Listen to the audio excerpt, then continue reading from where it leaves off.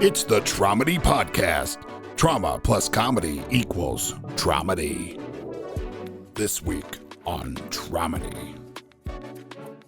But if you think about it, 40 million people died in Asia during World War II. I did not know that.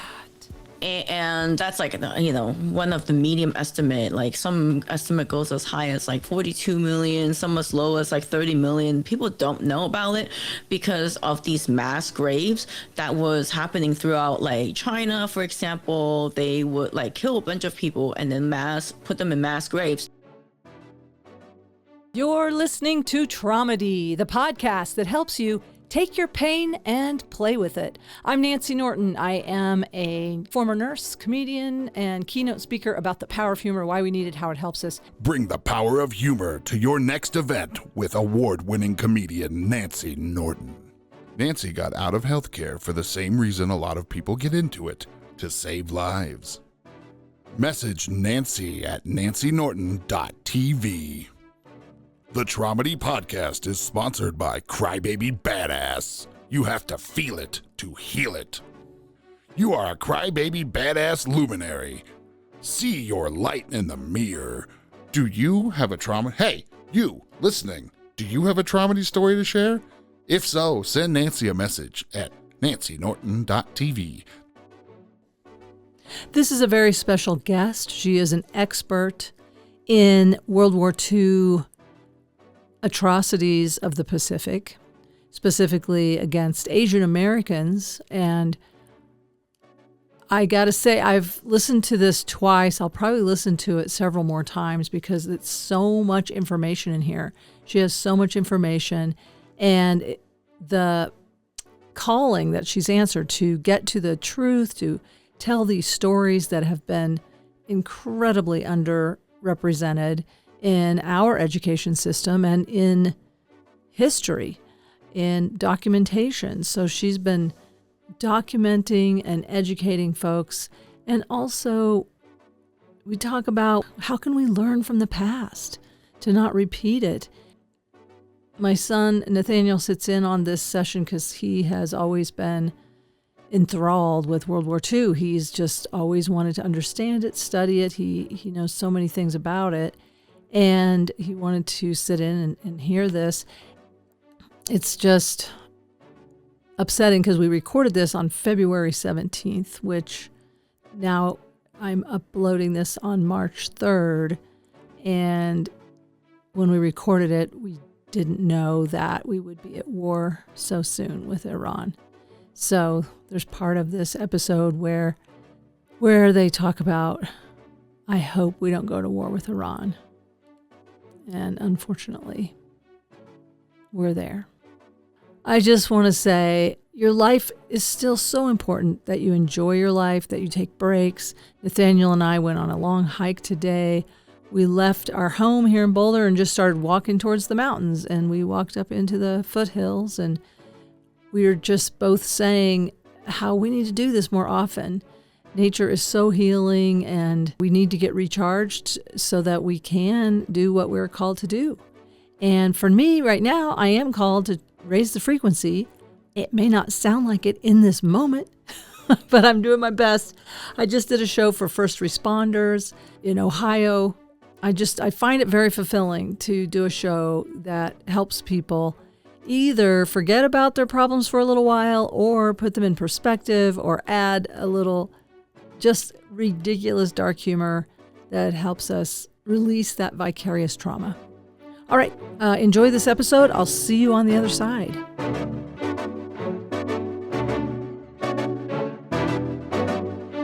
Yes. All right, welcome to Tromedy. My guest this week is an author, a historian, an educator, a podcaster, the co-founder of the Pacific Atrocities Education. Please welcome Jenny Chan and my son, Nathaniel Norton, in the house. Welcome, Jenny. Thanks for having me. Thank you so much for joining us my first time on Riverside and for your patience learning the technology. I love their technology. It's like a really great software for me to use. I hope you like it. Yeah, I'm so glad you encouraged me. And thank you for reaching out. I was just so honored because on this podcast, obviously, I talk to a lot of comedians about their trauma, how they cope with it, and then an occasional expert. And it's so exciting when we get an expert like you. And thank you for reaching out. I guess you said you saw me on a comedy reel or something. Yeah, on Instagram, and then I also saw it on YouTube, and so I guess the algorithm likes you lately. I wish it liked me more, but yes. But I think it says something about your algorithm. Maybe you listen to a lot of comedy or watch a lot of comedy too. I do actually. I just saw a comedy show in Monterey during Valentine's Day. Shen Wang, have you heard of him? He wrote like Fresh Off the Boat. He used to write for Ali Wong. He's quite funny. And I just saw his show. It was very chill and but very relatable, very funny. Wow, have you ever seen him, Nathaniel? I don't think so. Not yet? Well, we will now. We're going to now. We're giving him a shout out. I know Ali Wong, of course. And, I'm a boomer. Nathaniel's Gen Z. What's your generation?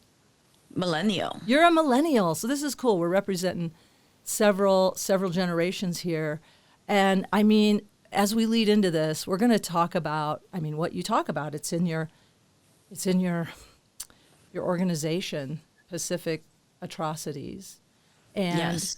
It's so important that people learn about this. And the reason Nathaniel's here is because he has been since a very young child, kind of just obsessed. I don't know if the word's obsessed, but very interested in World War II and studied it. Like I took him to the World War II Museum, which I'll be interested to hear if any of this was in the World War II Museum, because part of it is this is not taught in schools. What you know, what Jenny Chan knows, what your expertise is about. Yeah, Nathaniel, is it taught in school, or how is the education system in terms of history? It is not at all talked about at any point in time in that unit that surrounds that era in terms of history. It's not mentioned ever. Yeah, and it's so interesting to me too in terms of education and history and whatnot.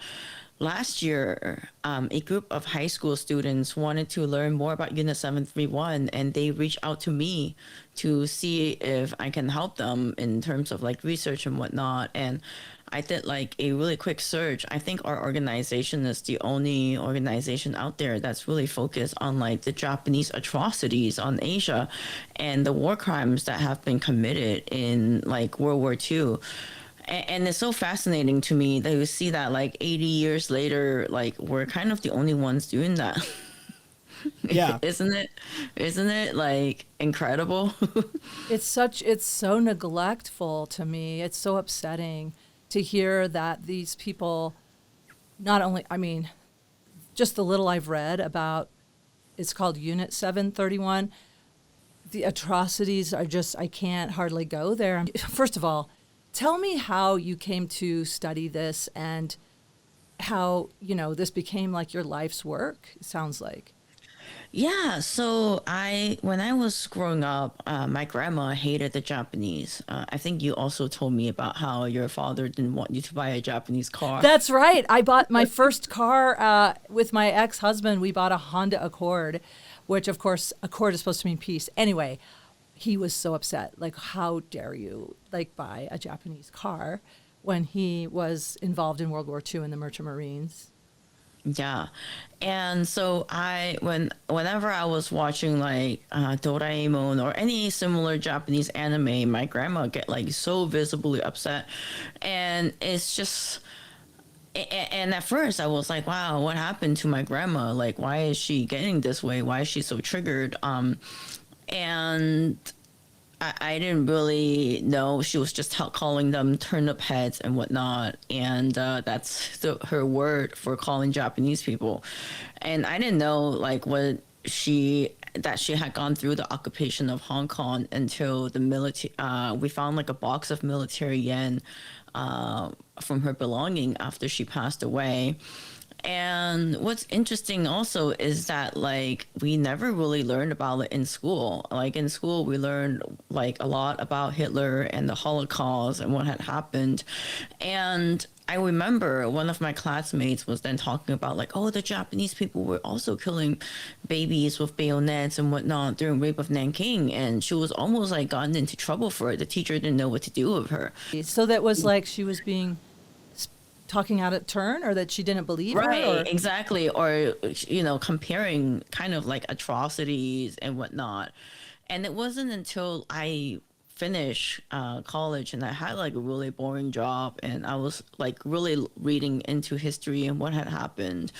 And I remember like reading The Rape of Nanking and all these other books. And I was at my dentist, and my dentist is like a history buff. And I'm like, yeah, but do you know that like, the Japanese invaded China and whatnot? And even my dentist didn't know about it. And he like loved talking about World War II history.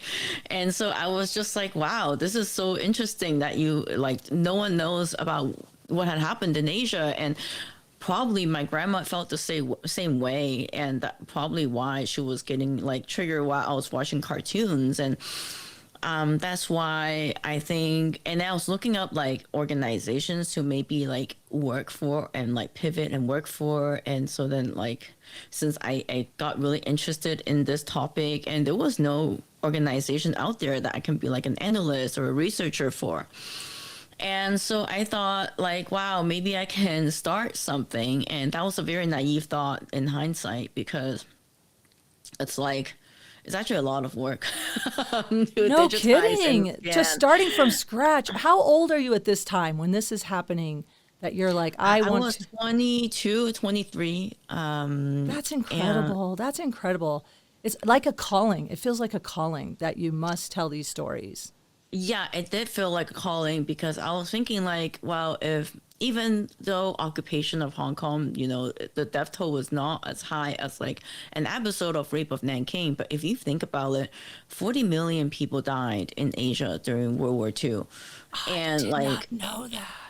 And that's like, one of the medium estimate, like some estimate goes as high as like 42 million, some as low as like 30 million. People don't know about it because of these mass graves that was happening throughout like China, for example. They would like kill a bunch of people and then put them in mass graves.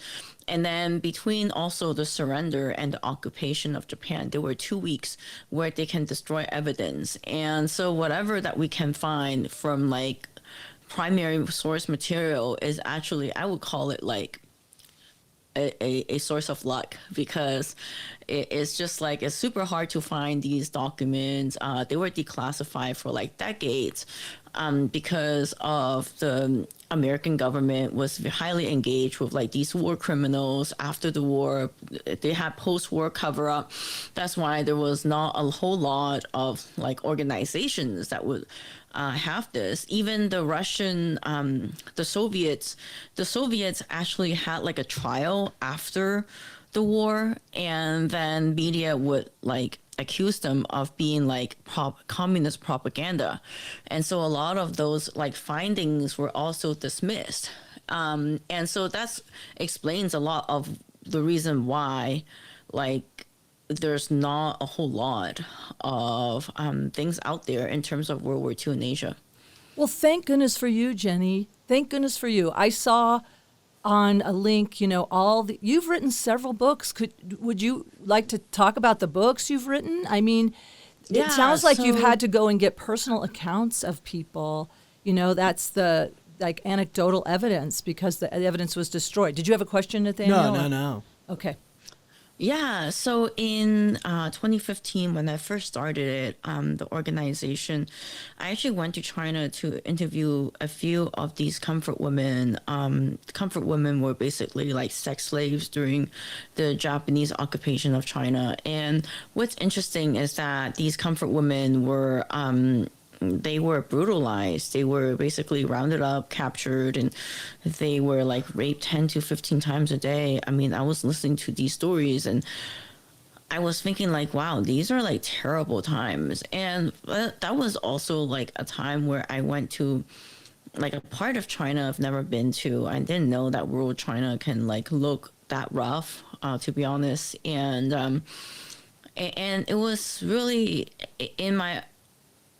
it took me so long to like digest those stories, like emotionally too, because they have gone through obviously so much. And like 10 years ago, I think that even on Instagram, like right-wing Japanese were still pretty like rampant. And after my trip, I posted about like comfort women in China, and also like the sexual slavery throughout Asia in World War II. And like I was hit back hard by like these denialists. Wow. Was like, I never think about right-wing Japanese. I mean, I shouldn't be so naive. Every culture has the left and the right, I suppose, huh? The progressives and the clinging to what? Racism and I would call it glorifying like national myth, but they're also like glorifying their past. So like I would have people who comment like, oh, the Japanese back then who invaded the rest of Asia, they were more purified in the way that they think. Some comments like that like exist. Nathaniel, what's your like opinion on this? You're like nodding your head. Well, I just know of the kind of I guess the social mindset of Imperial Japan in World War II, and it was very much of that superior race thinking that if they weren't somebody who agreed with them, that you were less than Japanese, maybe even less than human. Yeah, I don't know. I mean, you could absolutely say less than human for sure. Yeah, and it's so fascinating with like all these comments too, because like I didn't have any allies back then on Instagram like now. And so like after these like mass comments and like mass whatever, I shut down the account for a few months because I was so scared. Because they were threatening you. They were threatening you. Yeah, I felt threatened in a way. And I was also just like, wow, this is crazy. And they were debating me. They were like, no, these were like high pay prostitutes. This didn't happen. They were like communist, guerrilla. And then I got called communist. It was all kinds of crazy things. And so it was just too much drama. And I was also like emotionally trying to like understand the stories that these women were telling me. So so long story short, then I went on to try to post like lighter topics, but from World War II, you really cannot like, you know, especially in Asia, it's like hard to find lighter topics to even talk about. And it took me 2 years to write the book Undrowning Lotus about sexual slavery in World War II, just because of like all these crazy comments and also like the emotional toll that it took on me. And that's like what I was wondering about. I was wondering about that for you. You're taking on so much, and I'm sorry to interrupt. I just wanted to send you love because you're taking on so much emotional trauma, vicarious trauma, and from all sides. Yes. And like what's interesting during that trip to me is also like how taboo the topic of like sexual slavery was in China, of course. And like one of these women who were like raped every single day by Japanese soldiers. And she like after the war, she was pregnant, and then her mother told her, hey, you know, it's we should probably bury this baby in the cave. So then they went to a cave and then they buried it, and then just kind of called it a day. And she didn't talk about it until she's like super old.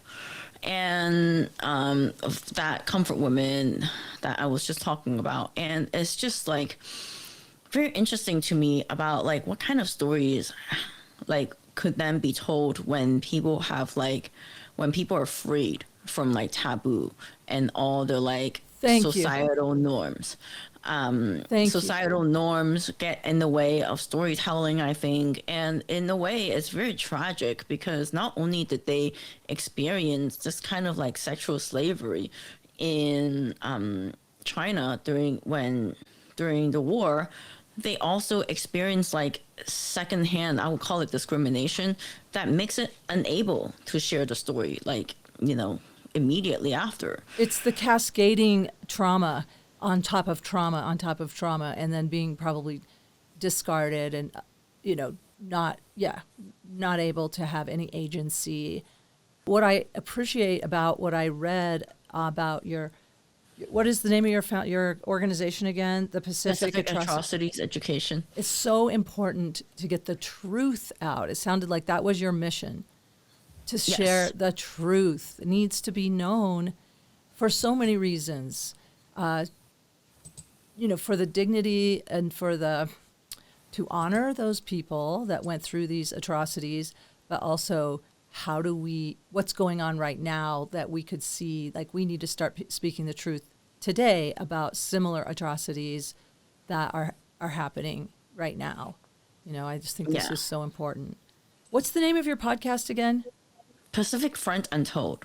Yes. And so people can find that with that name. And what is your Instagram? How would they find your Instagram? Pacific Atrocities EDU.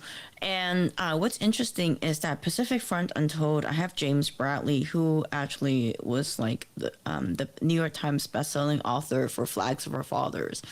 I think he was on New York Times for like a whole year, and now he's a frequent guest. Like we're good friends on WhatsApp, just because like he also believed in like telling historical truth, and also his book Flags of Our Father was eventually turned into like a Clint Eastwood movie.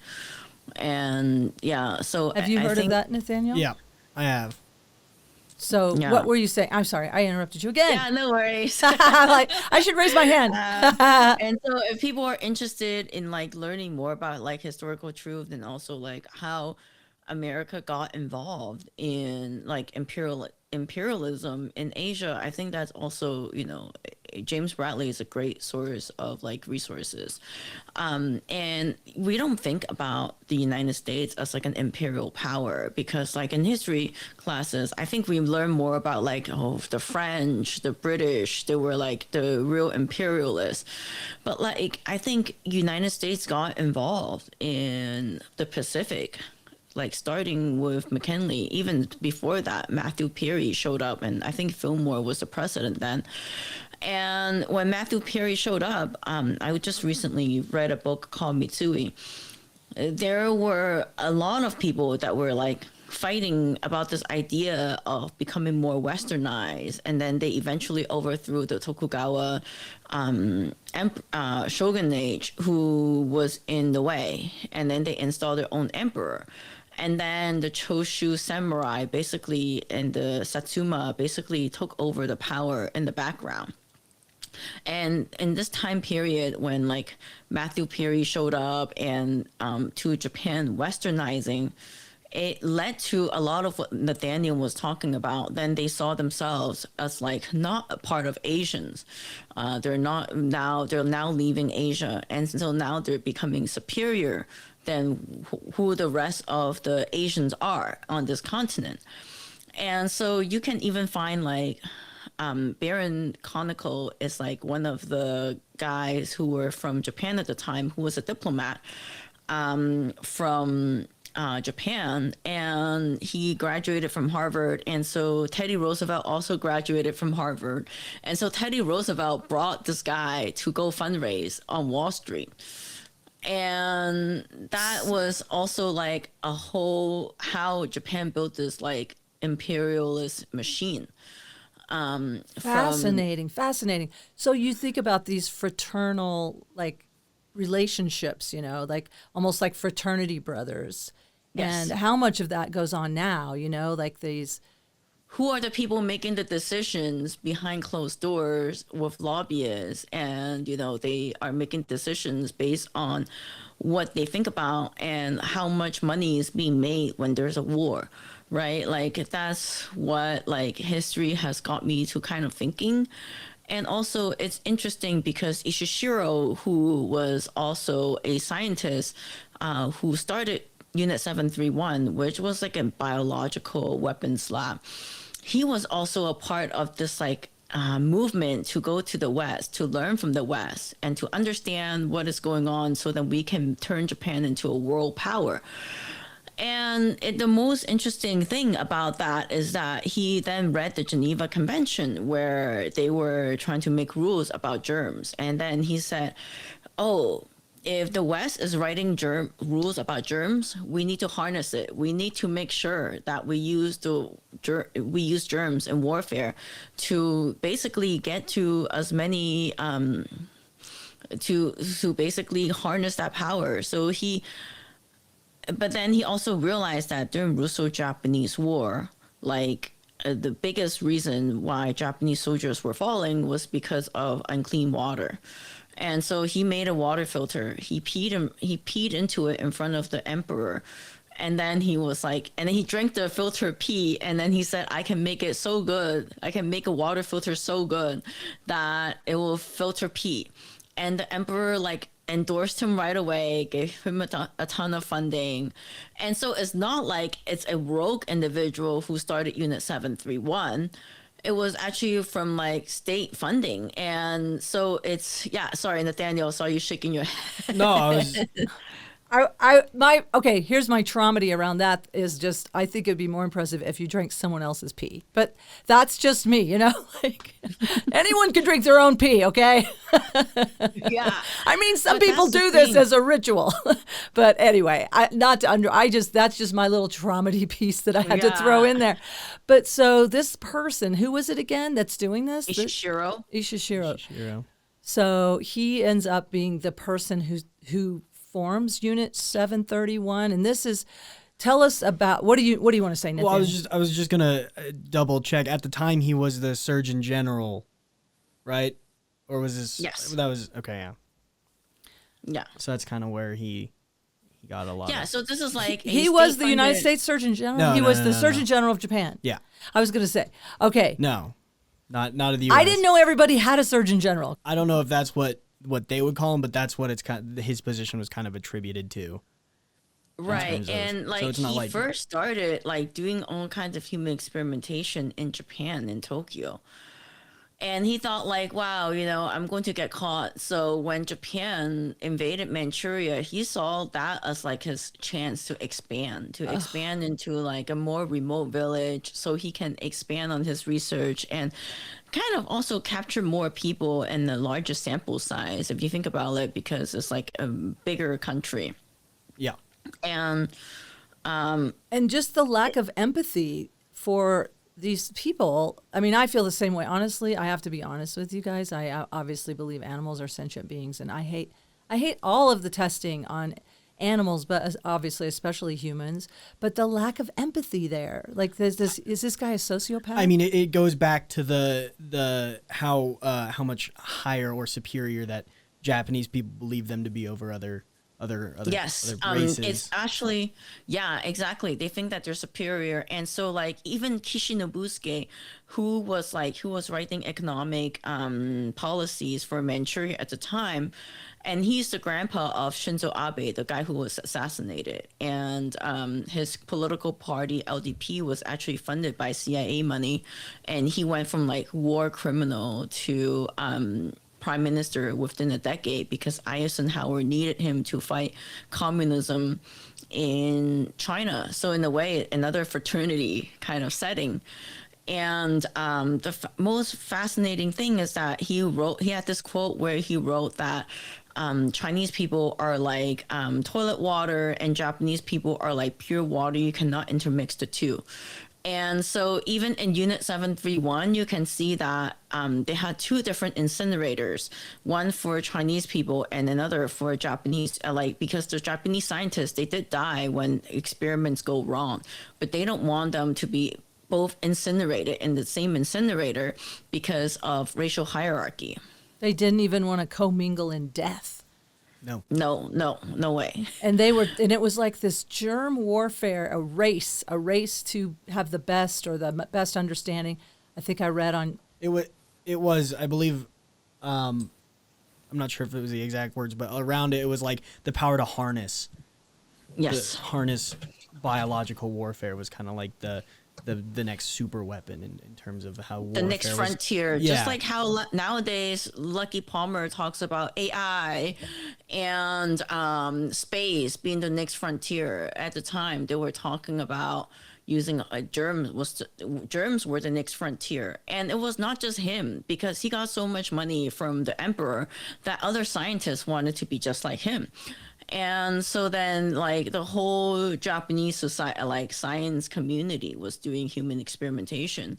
And it was crazy to me to think that, like, we recently interviewed a guy in 1644, and his father worked at 1644, which was another biological weapons lab in Nanjing. So it's not just one Unit 731 lab, it was like multiple labs. And he said that he doesn't even know what his father did because they kept it so secret. And he wished that there was more research on it. Like 80 years after the war, he wishes that there was more research on what people were doing. All of this, all of the documentation and everything around Unit 731 wasn't even acknowledged by Japan until the 90s. Yeah. Maybe thanks to Jenny Chan. No, well, actually, You were probably born in the 90s, right? Yeah, They knew it was coming. Yeah, but it's like Sheldon Harris was a big he was a professor who was writing about it. He was also really trying to like document what had happened. And they were like doing nasty things, like figuring out how to do powderized anthrax, how glanders affect people. Like you can see from like the data point that it's like from 3 years old to like 81-year-old. And if you read like scientific paper from Japan back in like these days, they would list them as like Manchurian monkey, but in reality, it's like they were all humans that were being experimented on. Long-tailed primates. Like, what? Yeah, I think they were called long-tailed primates. But they were really Yes. It was really Chinese and these Manchurian. Yeah. awful. Or like, Russian victims. Some of them were any more like POWs. Russians. Wait, there were Russian? POWs. POWs. Yeah.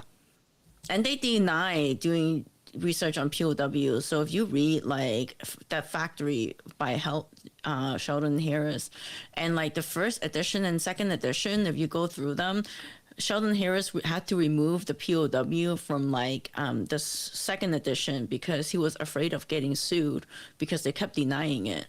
And he wouldn't be able to back it up in court because they had removed because all the documents weren't out yet. Yeah, because there wasn't They any. weren't declassified yet. It was- and now we can tell that it's like by declassifying these documents, Sheldon Harris was actually right in the first edition of his book, which was insane. Like when I realized that, my mind was blown. Like, so now I feel like there's a huge part of censorship in this country in regards of like, and it all depends on which side you're on. And like, I don't blame people because like in the 70s and then 80s, I think there was a lot of like propaganda in regards of like communism. And so like even modern art was at one point funded by like the CIA just to see how like capitalism is superior than like communism. But at the same time, all this information gets suppressed because of basically you needed to choose the side of evil, I guess. Well, and how do you relate that to right now? I mean, it's the propaganda, like as far as, I guess we don't, is it healthy to blame? I don't know. But how do we reveal the capital T truth? Like, how do we ever get to the capital T truth? It's not through the filter of the left or the right. Where and how do you do that? I don't think there's a left or the right anymore. Oh, okay. Especially in this country. I think there's just one agenda. Nathaniel, you look like you're nodding and you're spacing out. No, I was just agreeing with that point of view. I say that to him all the time. You look like you're spacing out. The Epstein list, right? For example, the Epstein list, the left and the right were involved. It was so nasty. I'm like, wow, it's just one big club and we're just all not in it, I guess. And it's, oh gosh, yes, thankfully we're not in it. And this probably is reminiscent of the comfort women, right? With these children that they've enslaved and used and exploited. And like, so I wanted to go back to Unit 731 because I don't think the story ended with human experimentation. The story really ended with how they were spraying biological, like, things onto like these villages. So people know about Pearl Harbor. People know about Doolittle raid, how like FDR got so pissed that they sent the Doolittle raiders to Japan and tried to revenge. Oh, see, I Do you didn't know know. about this? No, I don't. Did you? Do you know? Oh about- yeah. This was you. I mean, you and I watched the movie Midway. A big part of that movie was the Doolittle raid. Sorry. Yeah, and the Doolittle raid went from like USS Hornet from the Alameda in the Bay Area all the way to Tokyo and to bomb it. And then one way to get out was either through Russia, although the pilots who went through Russia ended up being like detained for a while. And then, or you can get out, or you get killed, or you can get out through like China. But the China like airfields were not really like stabilized yet, and there were these Chinese villagers who were still like helping out the Doolittle raiders, even though that they didn't have too much. And so then after the Doolittle raiders left, Unit 731 decided to like spray biological weapons on these like villagers. So I want to show you guys some of the pictures that I have from just so this guy was working on his field, and he contracted glanders and anthrax, and this woman Wang Shen actually brought him to like court to sue the Japanese government. Eventually they admitted that they did this like biological weapons spraying, but then they refused to pay reparation and whatnot. But just seeing that they actually like have admitted that they did it is saying a lot, because they went from like denial that this ever happened like in the 80s and in the 90s and into like, yeah, maybe it didn't happen. And like these people were working in their fields, and it's like, Yeah, they're doing that. they're farmers. They're innocent. They're just out there working in their fields, and then And this happened like decades later after the war. Like So their legs get so deformed, and it's just from glanders and anthrax. Later they found out. And I had never heard of glanders. I don't think I've ever heard of glanders either. What is that? It's like it's a bacteria, maybe. yeah, so it's like a glander. It's like a disease that horses normally get.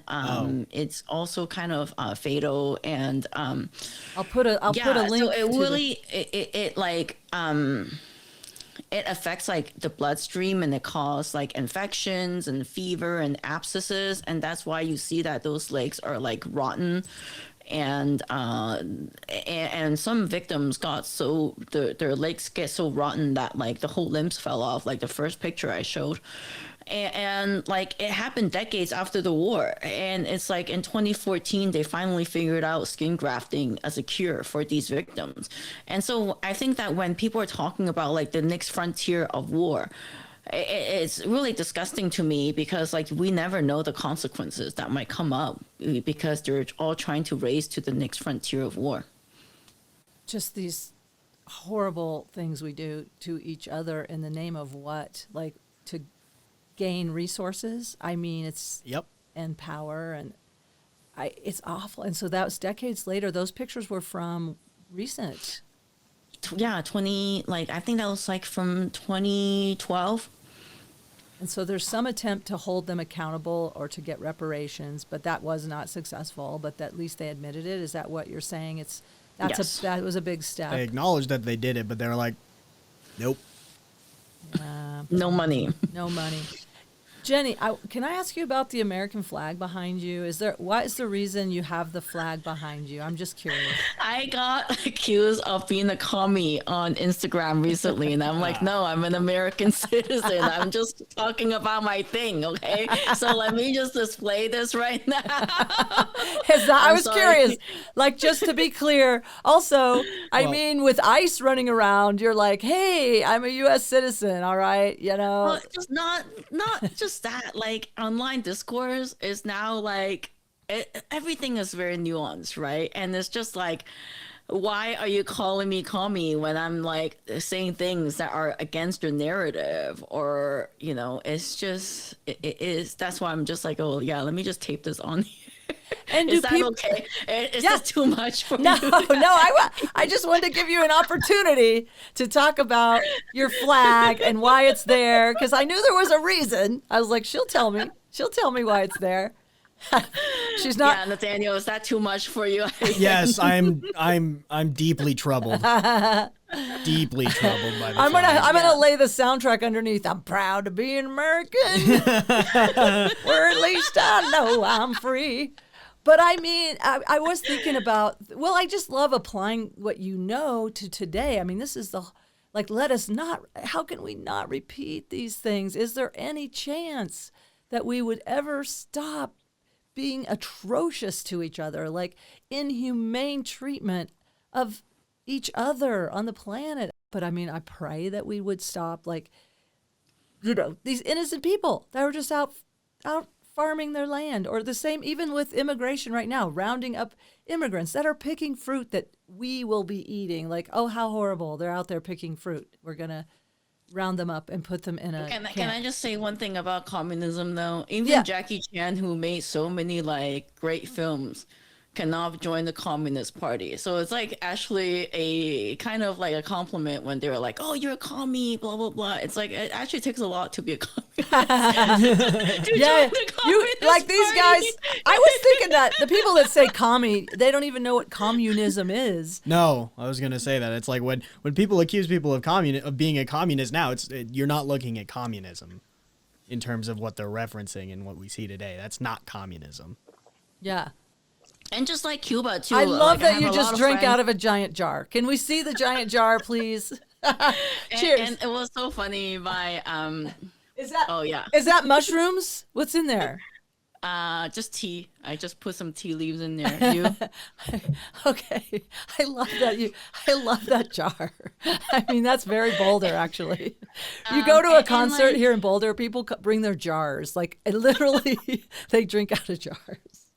Should have had that as our goblet. And what's like people talking about like Cuba, once they get into Cuba, whatever, I'm like, actually decades of economic sanctions too would do that to a country. They're like, oh, we weren't expecting, like, if you want to see like a failed communism, you should go check out Cuba. I'm like, I don't think Cuba failed because of like communism. They had like decades of economic sanction, and even that, the Spanish like colonized them. And then like that did a number of damage. And like what I was talking about, Teddy Roosevelt and also Cuba, I mean Pacific War, they also started in Cuba.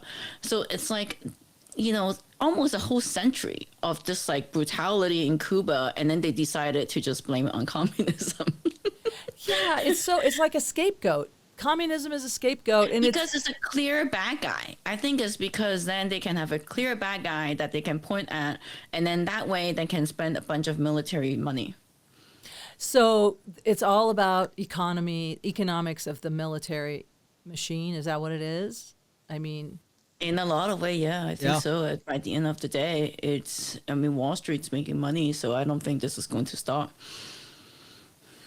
how do you see, like, you've worked so hard, and I know we only mentioned, I think you have, how many books do you have right now? In terms of like our website and also like what our interns have researched, it's like close to 30, I'd say. And like we can talk about like house ships and like forced laborers as well. But yeah, anyway, it's a lot. And I started this with like almost nothing. If you think about it, like I had no ally on Instagram. So when I post, I was like, oh my gosh, let me disappear out of Instagram and whatnot. So it's like, it's really, I think over the last 10 years, I've already done a lot, but like we could do a whole lot more. If, we can increase our funding and also like, get more allies out there. Yeah, basically. how can people support? How can people support you? They can always donate on pacificatrocities.org. Yeah, I think it's so important to get the word out and just to continue this work, because, I mean, look at all you've done. How many years now, you say? Like 11 years? 11 years you're going on now.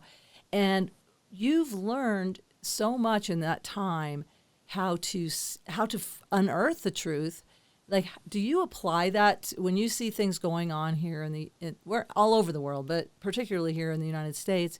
You see these things going on. Are you able to see behind the layers pretty easily? Like, do you know how to get to the truth? Like, for how can you coach example, me on that? Like, how can I, or is it something a layperson could do? I think so. I think like especially when people start accusing you of commie or whatever, that's like so easy to like just break through. Or like when they talk about Iran, even Iran is a little bit bullshit. Excuse my language, because in terms of like, oh, we need to get a democratically elected leader in Iran, right?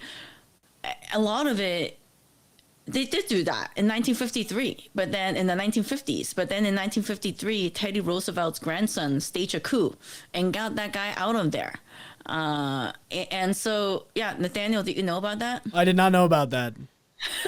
No. So they at first they elected a guy, and then so Teddy Roosevelt's grandson joined the CIA, and that was like the first foreign coup that they did. Was to get Iran's elected leader, democratically elected leader, out of Iran. And so then they installed the last Shah. And then now they're using the same tactic again and talk about, oh, we need to install this leader again. And I mean, who is the son of the last Shah? And by stating that they're trying to fight China too is also very funny, because the last Shah was actually how China joined the UN. Because after World War II, China had a civil war, and then after the civil war, PRC was in charge, but then the UN only recognized like the Republic of China, who was Taiwan. And so then the last Shah seeing Nixon being so successful with Mao, decided to also establish relationship with PRC, and the way to do that was to also invite them, and also he sent his twin sister to China. And so the whole thing about like how we need to fight Iran because of China and Russia, it's like, you're not fighting China, you're just trying to like get more power. Okay, you see through that. You see through all of that. That's amazing. And so for a while, I was going nuts, because I'm like watching all of these like crazy like media news, and I just don't think we can even trust New York Times anymore. I used to trust the New York Times, and now I'm like, man, this is all propaganda. Like, if you see historically, this is not true at all. And so I highly recommend reading into like what Teddy Roosevelt's grandson, I think his name is Kermit Roosevelt, what he did. And now I'm like, what is the Roosevelt family up to now? Because one century they messed with Asia, and then the grandson messed with Middle East. So whatever they do now is going to be the key to what's going to happen in the next 50 years. Wow, that's fascinating. I got to tell you, a lot of like the acronyms and things that you've used are going right over my head. But as I'm listening to you, I'm just in awe of all the information that you have, acquired and that you can access so quickly as we're talking here. Just, it's so impressive. I just wanted to say, like, you're brilliant. Like, I don't know how you're holding all this information in your mind, but also, how are you holding all this trauma in your body? Like, this is part of Tromedy, is how do you not become overwhelmed and just cave in? I think it's almost like a game for me at this point, because it's like I want to get to the bottom of the truth, and also it's like I almost feel like it's a calling to know the truth and also to tell the truth about, especially historically, because obviously the media is not going to do that for us anymore, and we can't outsource our thinking to AI. And so it's very important, and it's so important to also read more and to like basically stay on top of what had happened in the past, because we could easily repeat it again. Just like I think it's so scary to even think about fighting a war in Iran, because so many people came back with body bags from Vietnam, as you know. And to get involved, and Vietnam is like smaller than Iran, and Iran is like a big place. There's a lot of islands on the side, and the world, I think, saw the asymmetrical warfare that we saw in Vietnam and also in China, and that's how they even can win that kind of guerrilla warfare. And fighting it in Iran, the terrain is 10 times rougher than Vietnam, I would say. And so it's incredible, and hopefully we're not going to go there, but I mean, who knows nowadays. Nathaniel, what do you think? It's very possible that we go to Iran. It's very possible that what? We go to Iran. Yeah. Very possible.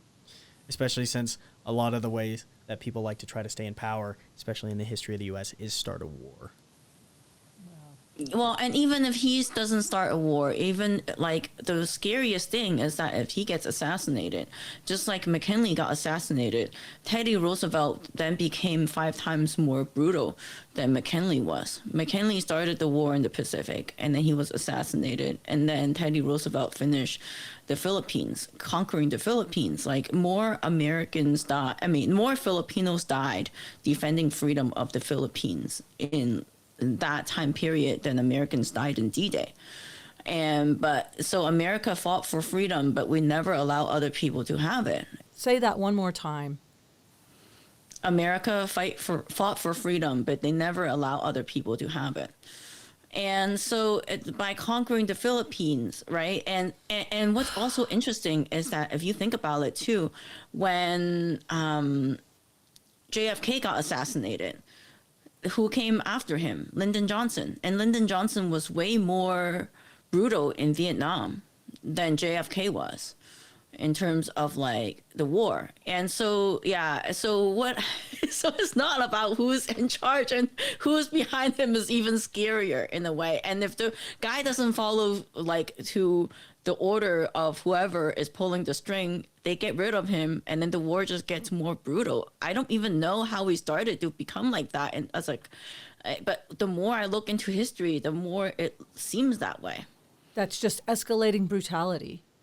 And well, I was just way back to when you were saying you look at this like a game, and I get what you're saying. I think what you're saying is that you try to take a distance from it, almost like looking at things without embodying it so that it doesn't make you sick. Because I just think I know you have compassion for the people you've interviewed and everything, but it's like you kind of have to look at it with some distance. Otherwise, it's just too hard. And so, also go to a lot of comedy show. Like when I was just talking about Shing Wang was so funny. It was incredible. You got to find people that express that. Yeah. And also I think speaking your truth, writing the truth, that's expression. What I always say, if you don't express trauma, it makes an impression on you. So it sounds like to me, you're doing it. I mean, you're taking in all this information, but then you are expressing it and you are sharing it, and you're trying to share all this knowledge that you have so that the people, hopefully, like that's the whole thing. It's an education. We can learn from it. Like your generation, Gen Z, I mean, I don't know like where I just don't know where everything is going. I got to be honest. But in the meantime, we got to still live. We got to laugh. We got to live. But we also got to do what our calling is. My calling is to help raise the frequency. I don't like denial of the truth. That's what Tromedy's about, is diving into the dark. But then we try to not live there. We don't want to live there. Yes, exactly. And also just like talking about it too, like on your podcast is helping me, get that information out there. And I don't feel like I'm stuck at home reading all these like pretty nasty archives, Yeah, you can't be alone with this. And so you have a partner, you have a co-founder, and yes. Did you mention them already, or? Actually, he ditched me, and he's now working in tech. So, so you're the founder. You're the co-founder, but now you are the primary. The director? What would you say? I don't know if you need a title, but did we lose? Sorry, we just had. The thunder was just going, and then my dog is going crazy with this thunder right now. So. Oh, okay. Oh, and you have a dog. I think dogs help too, don't you think? I mean, yeah, I love my dog. He's so cute. Having a companion animal. We had a beautiful dog named Sophie. She was a Samoyed. We lost Sophie a year ago in September, and it's like we both are missing Sophie so much because they move the energy, and then I don't know. So your dog, he's so cute. My dog he found me on the streets and he just decided to stay in my home. So there he is. Oh, he found you. Yeah. But like, I also want to go back to the point that like, I also have a board, who also are supportive. And I think a lot of it is that people who have donated, to our organization, there are people who have experienced this part of history and they feel like their stories are not being told. Media is not telling their truth. And so then they're actually happy to see that we exist, to be able to tell the truth and what had happened in World War II, instead of like looking at it in a very Eurocentric way.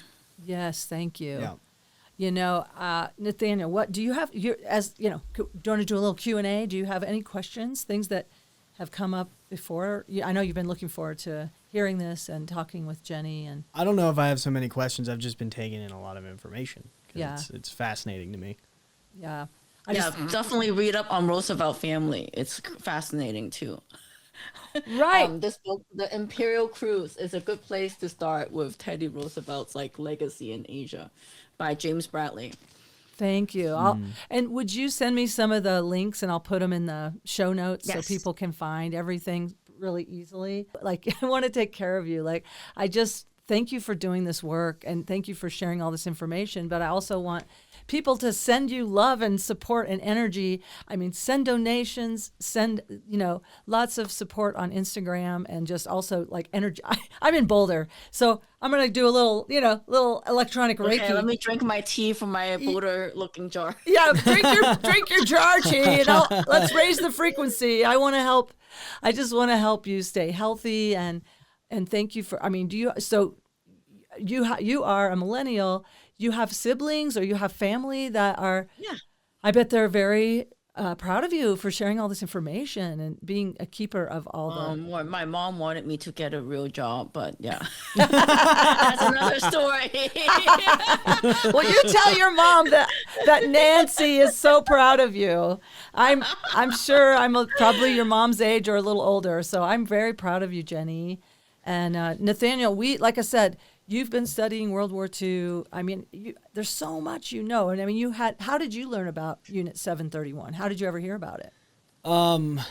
I don't know exactly what, like, the exact path I took, but I remember that I was talking with a bunch of people, and I had a bunch of knowledge around the European theater of World War II, and I wanted to learn more about the Pacific, and so I started, learning more about the Pacific theater, and I started learning about how POWs were treated from China, from the Philippines, and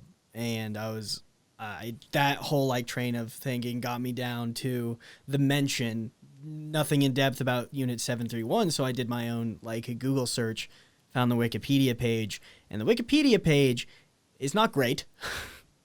It's Wikipedia. It's not a great place to go for like information. So I wanted to learn more. So it turned into finding some like YouTube documentary type content. Yeah, it's so sad about Wikipedia. Can I mention something about Wikipedia? Yeah. It's so crazy how much like propaganda interest started taking place on Wikipedia, it feels like.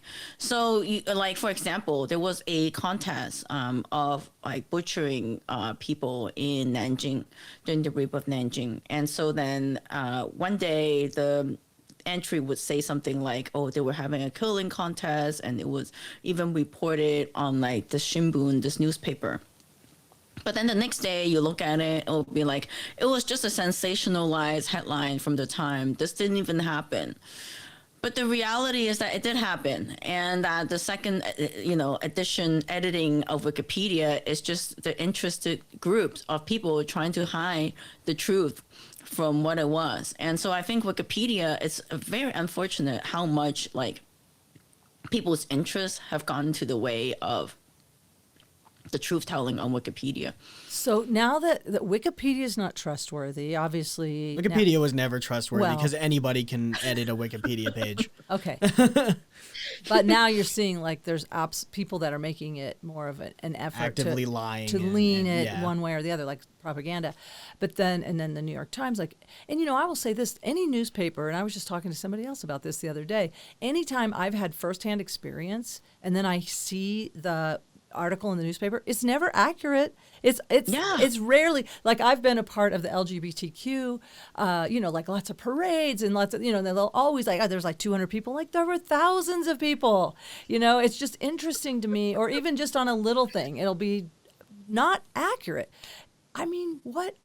I like to listen to Democracy Now! Do you ever listen to Democracy Now!, the War and Peace report? But Amy Goodman, she's been a dedicated journalist for a long time, kind of a grassroots organization.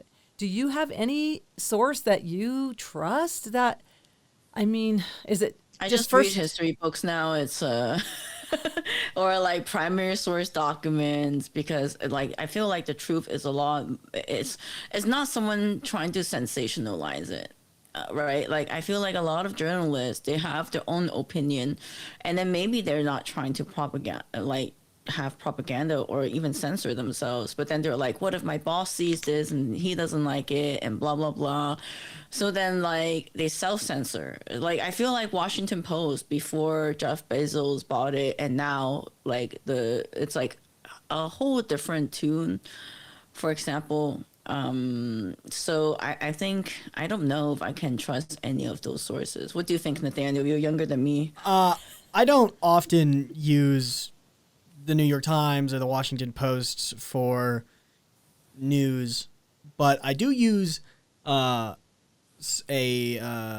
site app called Ground News, and they're pretty good. Oh, Ground News. Okay. Yeah. Ground News? What makes you think they're good? How do you? So they will give you the articles. They will give you articles about the exact same thing, written from a very right perspective and a very left perspective. Oh. And so you'll see the difference, and then they'll show you an article that is far more centrally aligned in terms of the way that the information is presented. And so it's really hard to find some area of media that's not biased, slanted. I guess. And so if you can read the media from both sides and kind of derive your opinion from that is the best way to kind of form your knowledge around everything. Or just be like Napoleon. Napoleon used to tell his secretary to put all the headlines in the envelope, and if 6 months later, if it's still relevant, then he's going to look more into it. If it's not relevant, then after 6 months, he's going to forget about it and continue conquering Europe. Wow. That's wild. That's wild.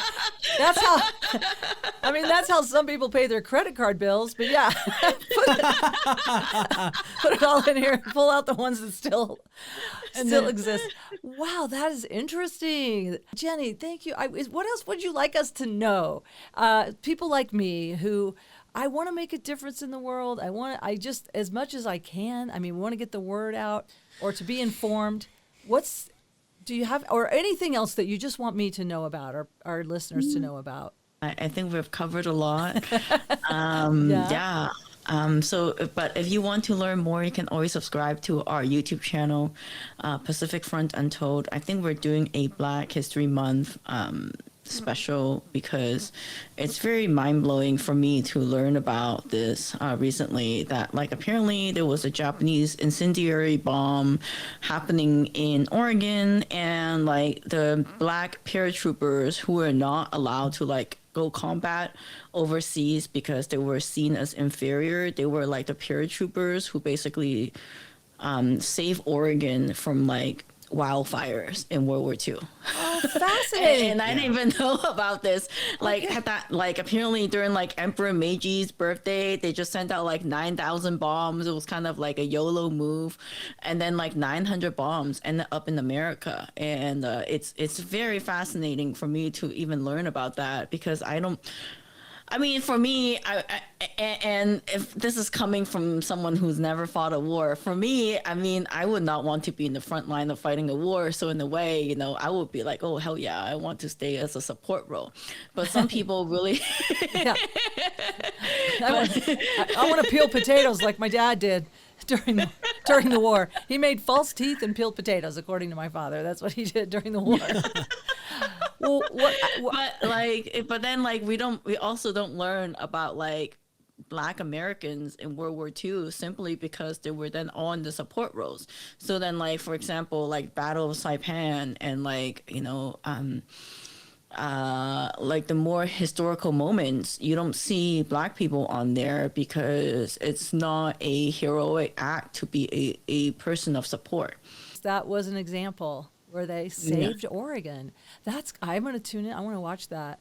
Well, I thank you so much for taking all this time and explaining things to me.